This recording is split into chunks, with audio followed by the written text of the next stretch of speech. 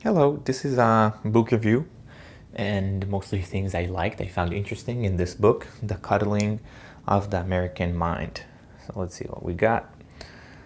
The first one is kids who got exposed to nuts were less likely to develop nut allergy. So they have some studies about this. So kids who got exposed to nuts have less probability to develop nut allergy. So he connected this to the fact that sometimes it's better to expose people or kids to some stressors. So it's not good always to save someone from something. Sometimes it's good to be exposed. Next idea is every generation thinks the newer generation is cuddly and soft. So they found out across a few generations that every generation thinks that the newer generation is softer and more cuddly. So it happens like in baby boomers. They think that the next generation, it still happens today. It might be true. I'm not getting into that, if it's true or not, but it happens every generation. The next one is a system that are unbreakable becomes rigid and inefficient. You must have stressors in order to develop.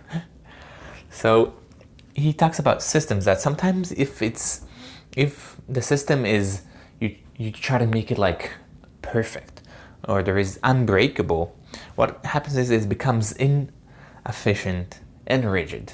So there is no other ways for that system. Like it's really safeguarding itself instead of being adapting for new possibilities. So for example, like stressors. So if there is no stressors, and that's can go along with the idea of the nuts. So if there is no stressors, you cannot develop. You become rigid and inadaptable. So you are not adapt for new things that come your way. So you cannot adapt for anything that happens. You're inadaptable. I don't know if it's such a word, but it's a good word. Next one is guarding kids from hurtful speech is just like taking the weights out of the weight room. The idea is to strengthen yourself. So what happened there is not happened there. It's like saving or guarding kids from hurtful speech or that they like feel vulnerable. Of course, not in like extreme situations, but he's talking about like ideas. For example, sometimes when people are trying to safeguarding kids or even grown-ups from specific kind of speech or ideas, it's just like taking the weights from the weight room. I really like this analogy because it really transform or transfer the idea of well, you need the weights in order to develop. You have nothing to do in the weight room or in the gym without the weights. So it's just like if there is no stressors or there is no hurtful speech, it's harder to develop that way. So in other words, you want it. You want to have it. Of course, there is like limits, but I'm not getting into that. Next idea is you can predict political views of a person based on his desk. The more orderly it is, the more conservative he will lean. They found that you can predict political views based on a person's desk, just by his desk. So orderly people lean more towards conservative views, and of course a little more messy and inorderly people are leaning more towards the left and more like democratic and liberal, I would say. Interesting. Next idea is today politics. Instead of focusing on the love for your party, people focus on the hate of the other party. That's what drives people who support their party. So it's really interesting, and I think it's true that people used to care more about their party. They really loved their party.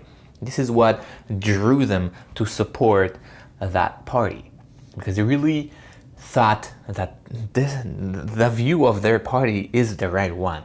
So you come out of love for that party. But today, people are choosing their party not because they like that party specifically. It's because they really hate the other party very much. And that's what really drives those people. So it's like, I think it's actually true. Next one is, kids today are growing slower than they used to. And he also gives some data to support this claim, that kids today are growing slower than they used to, so they don't do as much. They're more afraid to do certain things, and they're less independent. They're not as independent as kids from older generations. Next one is, girls are impacted by social media, which leads to higher depression rates. Can be due to the importance of social status around women. So again, he has some studies to support this, that girls are impacted by social media, and there is higher rates of depression among girls. And he claims, I'm not sure how much the data support that, I don't remember, but he claims that the reason for those higher depression rates are due to social media. And one theory he offers is because women cares more about status, and this is where status is formalized in today's environment on social media, especially in the younger environment. Next idea is, overprotecting can cause kids to be too vigilant but with no real knowledge about real threats. So there is this, you shouldn't go there, you shouldn't go there, that's too late, that's really... So there is a lot of threats that are being taught to kids, but they don't really know on real threats and what to do with those real threats. That's what he claims. So there is a lot of fear that is being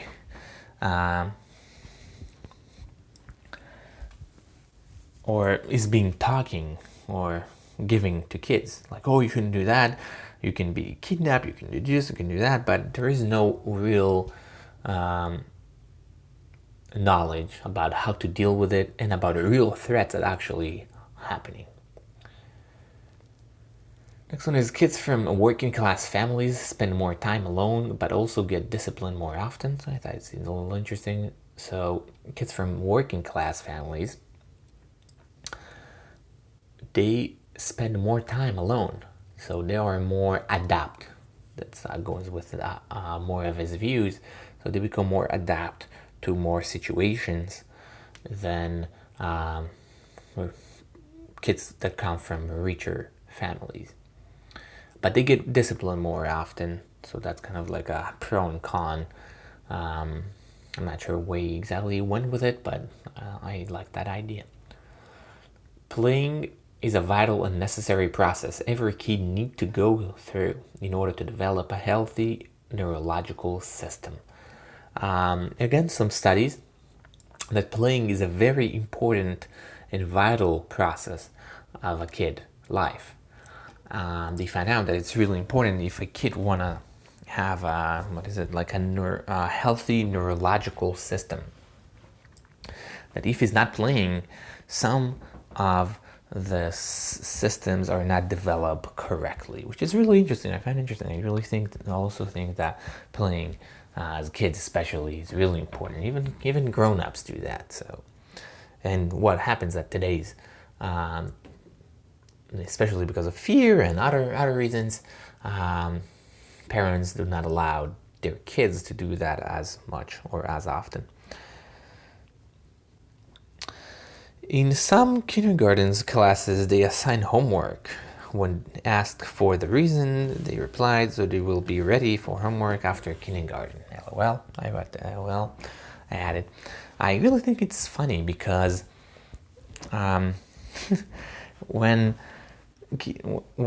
they give kindergarten, for God's sake, kids homework, which is really, I started like, that's too far, for my opinion, and for his opinion, for the writer opinion. But what's really funny is that when they asked why do they give homework in such an early age, they reply with, in order for them to be ready for next year's homework. And I think it's it's funny because, first of all, there is no limit. Like, you can always say that. You should be ready for homework. Homework, you don't need to be ready for homework. Everyone did it pretty well so far, so it's like, it's so funny for me, the idea of getting ready for something. There is some things you need to get ready for, but not for homework. It's not that serious too. So like first grade or whatever grade comes afterwards, it's not that hard. So that I find really funny. Next one is the resume armories. Refer to the fact that parents are trying harder and harder to prepare their kids and make them better. So I like this idea of resume armories. So there is this idea that parents are trying from a very early age to prepare their kids to be in some place. So harder and harder. They work really hard in volunteering, go to the best schools. So they want the best resume possible. And that's armories. And as in every armories, there is some casualties and people that are getting harmed by that. Can be also those kids. And it's also, there is no limit. So you can, like, it's really hard, and it becomes harder and harder to have that perfect resume. So it's useless, in other words. Excuse me. Next one is, in today's environment, the student is a consumer. So, and that's what's happening with the universities, and which is actually true, but they treat students as consumers. So they really try to satisfy them as much as they can, which can be good and bad. And he's talking about the bad aspects of this idea that, or this ideology that the student is a consumer, because sometimes, for example, free speech, they try to guard them from that, from harmful speech or something like that. And sometimes it doesn't help. So it looks like it helps, but it actually does not.